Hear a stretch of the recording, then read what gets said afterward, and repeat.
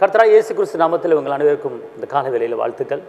இருந்தவரும் இருப்பவரும் வருவனை தகப்பன் இயேசு உங்களை ஆஸ்பத்திரி பிறகு போனார். இந்த நாளைக்கு உண்டான ஒரு உயிருள்ள வார்த்தை மத்தேயு 5:5. சாந்த குணமுள்ளவர்கள் பாக்கியவான்கள், அவர்கள் பூமியை சுதந்திரித்துக் கொள்வார்கள். சாந்த குணமுள்ளவர்கள் பாக்கியவான்கள், அவர்கள் பூமியை சுதந்திரித்துக் கொள்வார்கள். அன்பார்ந்தவர்களே, பூமியை நாம் சுதந்திரிக்கணும். பூமியை நாம் சுதந்திரித்து வாழணும். அப்போ அதுக்கு என்ன செய்யணும் அப்படின்னு கேட்டிங்கன்னா, சாந்த குணமுள்ளவர்கள். மகாத்மா காந்தி ஒரு புஸ்தகத்தில் சாட்சி எழுதியிருக்கிறாரு.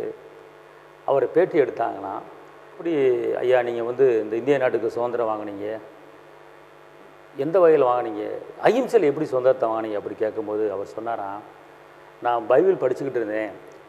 பைபிள் படிச்சுக்கிட்டு இருக்கும்போது மத்தேயு 5ஆம் அதிகாரத்தில் 5ஆம் வசனத்தில் சாந்த குணம் உள்ளவர்கள் பாக்கியவான்கள், அவர்கள் பூமியை சுதந்திரிப்பார்கள் என்ற அந்த ஒரு வசனம் என் இதயத்தை தொட்டுச்சு. நான் அதிலிருந்து நான் அகிம்சையை நான் கையாண்டேன்.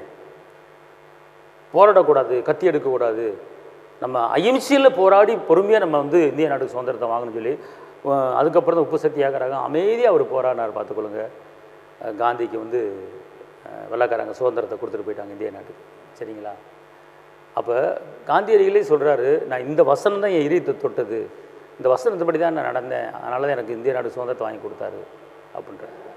அப்போ அதே போல் இன்றைக்கி நீங்களும் சாந்த குணமாக இருந்து பாருங்கள், பூமியை சுதந்திரிப்பார்கள். அன்பாக நடந்து பாருங்கள், பூமியை சுதந்திரிப்பீங்க.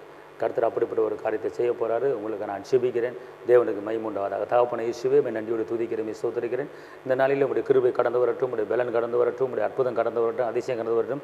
சாந்த குணமுள்ளவர்கள் பூமியை சுதந்திரிப்பார்கள் என்று சொல்லப்பட்டிருக்கிற இந்த நாளிலே சாந்த குணமாக நடக்க எங்களுக்கு கிருபை தாருங்க. எல்லா தரையில் நீக்கி போடுங்க, பாதுகாத்துக் கொள்ளுங்க. இயேசுவின் நாமத்தில் பிதாவே, ஆமென். கர்த்தர் உங்களை ஆசீர்வதிப்பார். தேவனுக்கு மகிமை.